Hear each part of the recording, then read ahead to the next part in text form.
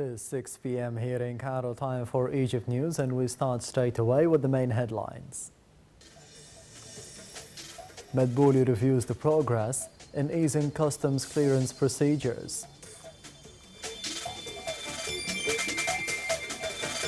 Fuel prices in Egypt down by 0.25 Egyptian pound per litre as the IMF praises the move.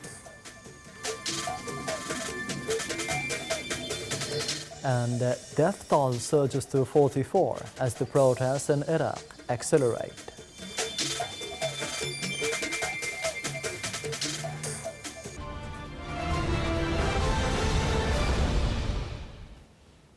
Welcome back.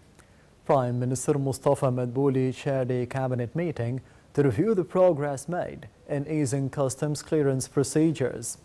Madbouli said that the meeting probed taking serious and instant steps towards easing the customs clearance in order to forge a remarkable shift in regard to the goods clearance by the end of the year, with the aim of enhancing industry and trade sectors in Egypt. He warned that grave measures will be taken against any authority that delays clearance easing of the procedures. Prime Minister Mustafa Madbouli asserted that Egypt is exerting the utmost efforts to organize the World Men's Handball Championship in 2021 in a way that reflects the country's standing and draws applause. This came during Madbouli's meeting with the head of the International Handball Federation, Hassan Mustafa, the head of the African Handball Federation, Mansour Arino, and Minister of Youth, Ashraf Subhi, as well as the chief of the Olympic Egyptian Committee and the Egyptian Handball Federation. The meeting tackled progress made in laying the foundation stone for the new headquarters of the Handball Federation and signing documents endorsing the Egyptian hosting of the 2021 championship. For his part, the head of the International Handball Federation expressed confidence that the Egyptian organization of the international championship will be on a world class. Ministry of Social Solidarity said that more than 50% of the October pensions had been paid over 3 days. The ministry said that the payment process started from Tuesday, the 1st of October, at the ATMs of the national banks and also in direct cash through post and social insurance offices. The payments made amount to over 8.18 billion Egyptian pounds, while the total amount of pensions is 15.17 billion Egyptian pounds. Egypt's Fuel Pricing Committee reduced the prices of fuel in the local market by 0.25 pound per litre effective Friday 12 a.m. The oil ministry said in a statement that the new prices per litre are as follows: 6.5 pounds for 80-octane gasoline, 7.75 pounds for the 92-octane gasoline, and 8.75 pounds for the 95-octane gasoline.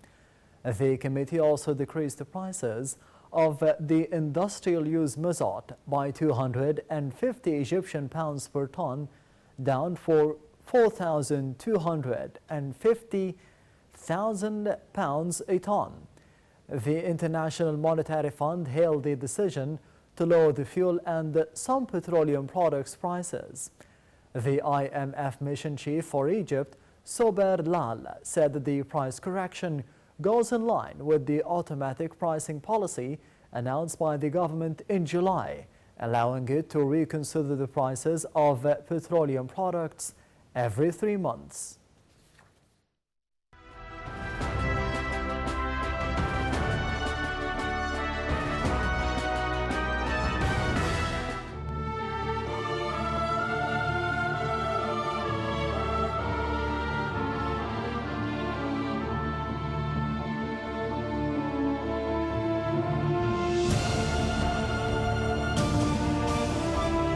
المرحلة القادمة من مسيرة العمل الوطني تفرض علينا وضع الإنسان المصري في مقدمة أولويات الدولة من خلال إطلاق استراتيجية شاملة لإصلاح وتطوير منظومة التعليم تتوازى مع البدء في تطبيق منظومة التأمين الصحي المتكامل. الفترة دي هي بصراحة خطوة كويسة جدا. كلام ولا في الأحلام. الناس مش مصدقة نفسها. تضافركم معانا هينجح، سواء كان في التعليم أو في الصحة، والكلام ده للمفكرين والمثقفين والإعلاميين بالإضافة للمجتمع. أي حد عنده قوائم انتظار يتصل بالرقم الساخن وربنا هيكرمه إن شاء الله. يطلب لك قوائم الانتظار مع حضرتك؟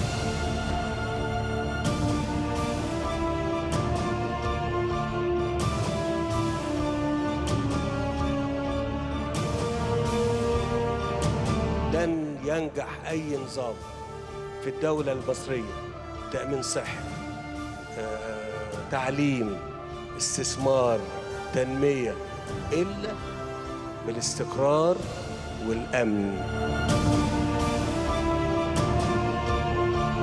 صراحة حاسس بالشعب، لا في تغيير في البلد. مس قلوب المصريين كلهم. ادوا دفعة للنجاح وشجعوا وحطوا ايديكم معانا في ان احنا المنظومة تنجح. انا لو تخيرني بين ان انا اكل ولا اعالج دول، لا اعالج دول.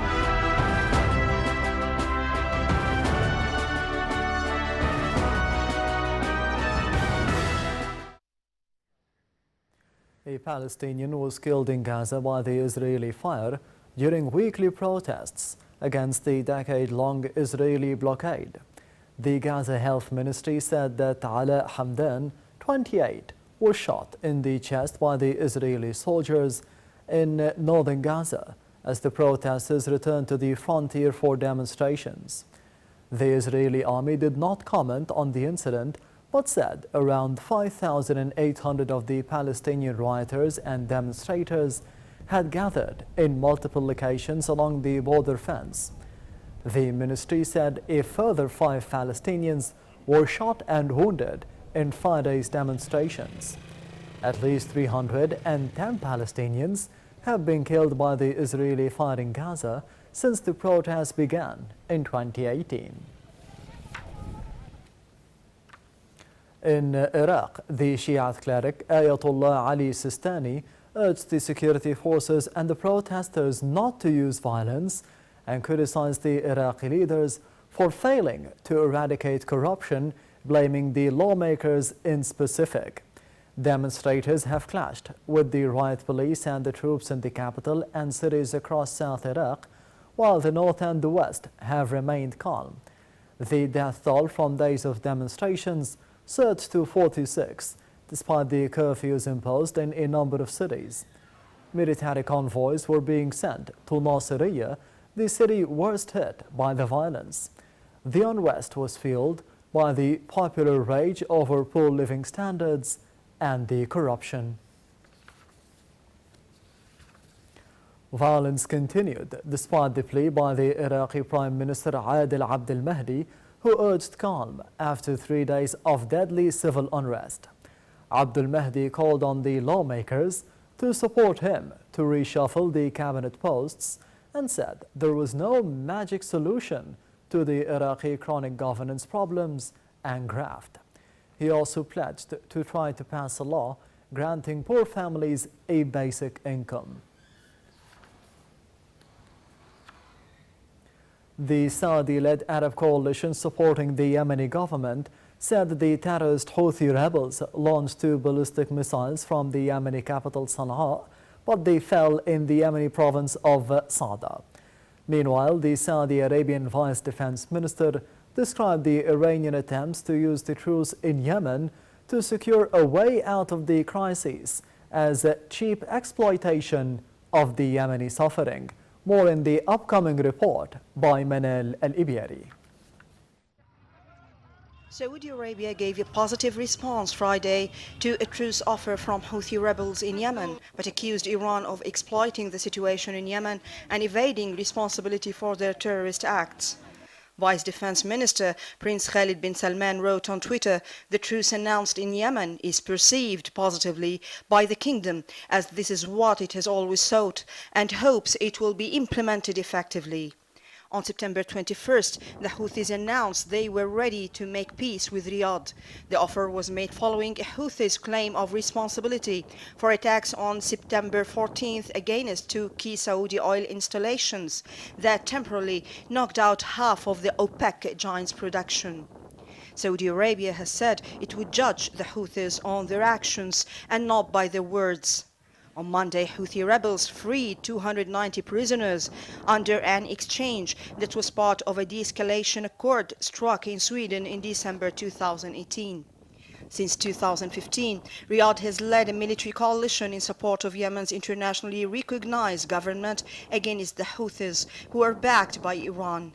The conflict has killed tens of thousands of people, most of them civilians, according to humanitarian organizations, and left Yemen faced with what the UN terms the world's worst humanitarian crisis.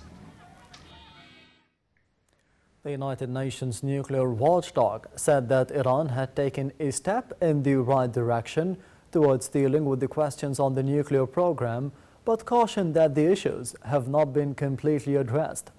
Acting head of the International Atomic Energy Agency told the journalists in Vienna there had been in the past few weeks engagement from Iran on questions relating to the nuclear safeguards declarations to the agency.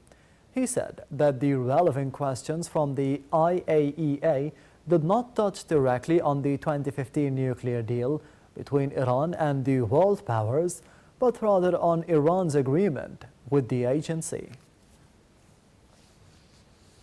And the United Nations Security Council is expected to hold closed-door talks on the North Korean test of a missile as the European powers push for the world body to keep up the pressure on Pyongyang.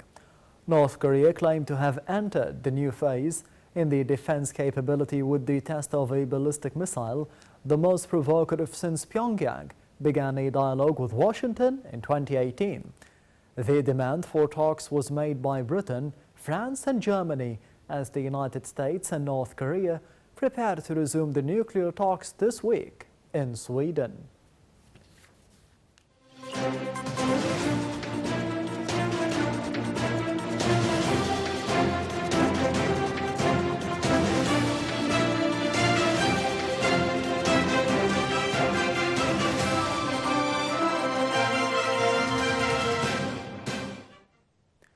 The central bank governor Tariq Amir said that Egypt is discussing new cooperation deal with the IMF to help in implementing reforms after the current 3-year IMF program is completed by next month.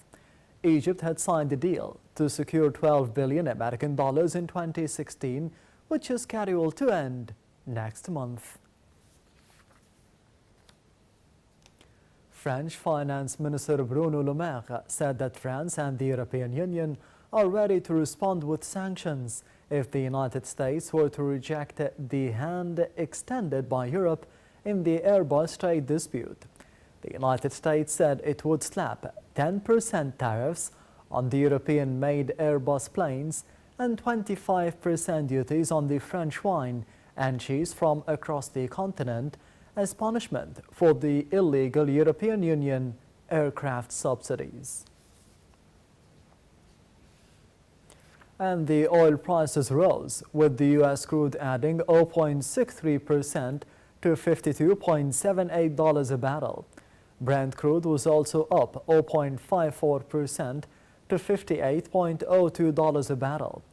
Oil futures touched the lowest in nearly 2 months as the weak American economic data increased concerns that the excess supplies will push prices lower.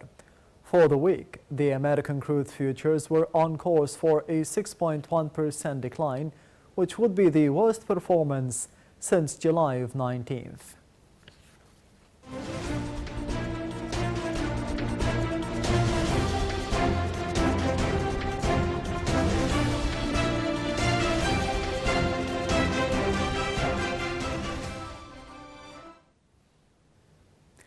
In the Egyptian Premier League second round, Az-Zamalek hardly won 1-0 in the encounter against Masr al-Maqassa that took place at As-Salam Stadium in Cairo. Ahmed Sayed Zizou scored the sole goal in the 6th minute of the second half to achieve his team's second consecutive victory in the EPL. The White Knights now have 6 points in the third place of the league. World number 1 Novak Djokovic put on a stunning show of supremacy at the Japan Open with a 6-1, 6-2 win over Luca Powell of France.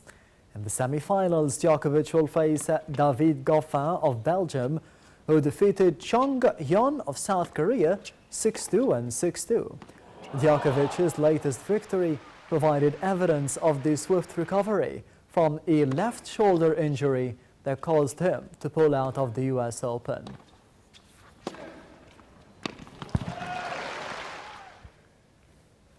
And the world number 1 Ashley Barty said that she produced some of the best tennis this year as she battled into the China Open semi-finals with victory over Petra Kvitova. The Australian won 4-6, 6-4 and 6-3 and plays Ukraine's Elena Svitolina or Kiki Bertens of the Netherlands in the last 4 in Beijing. This was the 6th meeting between Barty and Kvitova.